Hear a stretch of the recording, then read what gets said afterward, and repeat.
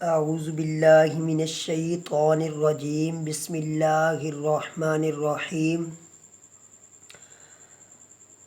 जी हमारा जो टॉपिक चल रहा है बैंक रिकन्सिलिएशन स्टेटमेंट बी कम पार्ट फर्स्ट वालों के लिए। ये बुक है जी सुहेल अफजल साहब की और एम आरिफ चौधरी साहब की। तो आज हमने जो करना है मेथड, पहले हमने किया था सादा बैंक रिकन्सिलिएशन, उसके बाद बैंक रिकन्सिलिएशन बनाई थी लेकिन किसके साथ, रिवाइज कैश बुक के साथ। तो आज हमारा जो टॉपिक है वो डबल बैलेंस मेथड, इसको मतलब बोला जाता है जी डबल बैलेंस मेथड या एडजस्टेड बैलेंस मेथड, या कुछ भी नहीं दिया होता और दोनों बैलेंस दिए होती हैं।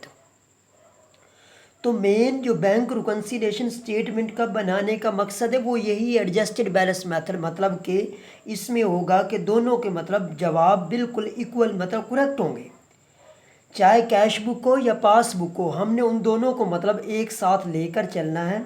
मेन जो बैंक रिकन्सिलिएशन का मकसद है वो यही है कि बैंक रिकन्सिलिएशन का मेन जो मकसद है ये है कि आप लोगों का दोनों को जो गलतियाँ होगी उन गलतियों को दुरुस्त किया जाए। तो अब जो आप लोगों को बात समझाने वाली है जो पासबुक के, इसमें जो चीज़ें आनी है उसमें मेरे भाई आने हैं unpresented cheque, uncollected cheque, wrongly debit, wrongly credit और ओमिटेड चेक। 5 चीज़ें कौन कौन सी, फिर रिवाइज करवाता हूँ। Unpresented cheque, uncollected cheque, wrongly debit, wrongly credit और ओमिटेड चेक्स। बाकी सारी चीज़ें किस चीज़ में चली जानी, कैश बुक में। तो जी अपने क्वेश्चन की तरफ बढ़ते हैं जी। हमारा जो क्वेश्चन नंबर 23 है जी, prepare a bank reconciliation statement under double balance method from the following particulars has on 30/6/2005। तो जो सबसे पहली आपकी स्टेटमेंट है जी उसे रीड आउट करते हैं जी। बैंक बैलेंस हैज़ पर बैंक स्टेटमेंट, तो बैंक स्टेटमेंट दूसरा नाम किसका है जी, पासबुक का डेबिट बैलेंस दिया हुआ। तो ये आपने इसको इस तरह मेंशन करना है भी, दोनों को अलग अलग बैंक रिकन्सिलिएशन, ठीक हो। ये पासबुक को अलग कर लेना है और कैश बुक को अलग कर लेना है, ताकि आप लोगों को दोनों का करेक्ट बैलेंस मालूम करने के लिए कोई परेशानी ना हो। ऊपर लिख दिया बैंक रिकन्सिलिएशन स्टेटमेंट, उसके बाद date balance has per passbook. Bank statement जो दिया हुआ है, बैंक स्टेटमेंट दूसरा नाम किसका जी, पासबुक। डेबिट बैलेंस तो कितने का जी, 60,000 का।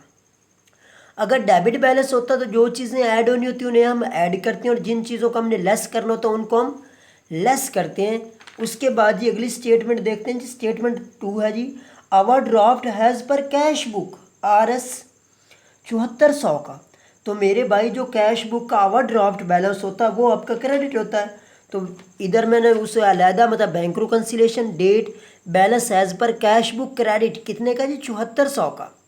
अब जो चीज़ें लेस होनी है वो ऐड होंगी, जो ऐड होनी है वो लेस होंगी, किस चीज़ में, कैश बुक में। जबकि पासबुक में तो बिल्कुल डेबिट बैलेंस, जो चीज़ें ऐड होनी वो ऐड होंगी, जो लेस होनी है वो लेस होंगी।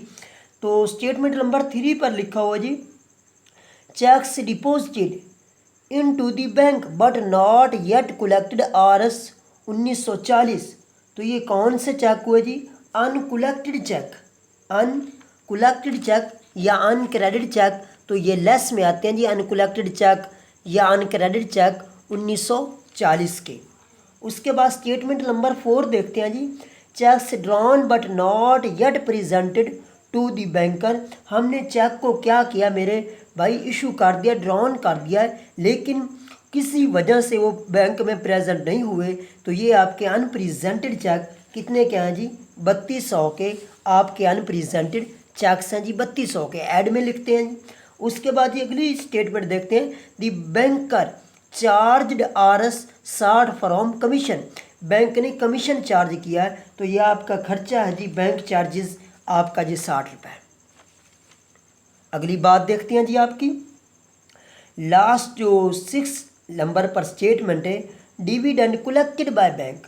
आपने बैंक के ज़िम्मे लगाया हुआ था भी जब भी हमें शेयर के ऊपर डिविडेंड मिलता है तो आप लोगों ने कलेक्ट करना है। तो उन लोगों ने कलेक्ट किया है कितने का, 200। तो ये आपके डिविडेंड कलेक्टेड आपके लेस में जाएगा, क्योंकि आपका बैलेंस क्या है जी, क्रेडिट है, इस वजह से डिविडेंड कलेक्टेड 200 आपके लेस में आएगा। अब देखते हैं जी अपने क्वेश्चन के हल की तरफ जी।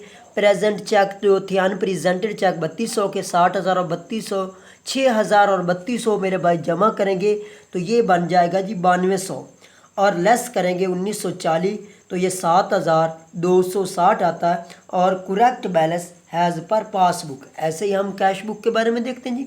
60 बैंक चार्जेस से तो 7,460, और उसके बाद इसमें से 200 लेस करेंगे 7,260, और दोनों के जवाब अगर बिल्कुल बराबर हैं तो समझ लीजिए कि आपका सवाल ठीक है।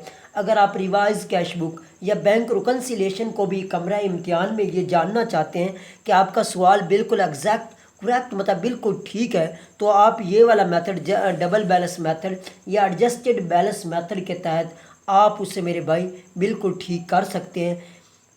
तो इस मतलब चैप्टर में से लाजमी एक 20 नंबर का सवाल आना है, और इतना मुश्किल भी नहीं होता अगर आप लोग थोड़ी सी हिम्मत करें तो। साफ ज़ाहिर है थोड़ी सी हिम्मत तो करनी पड़ेगा अगर आप लोग 20 नंबर कलेक्ट करना चाहते हैं।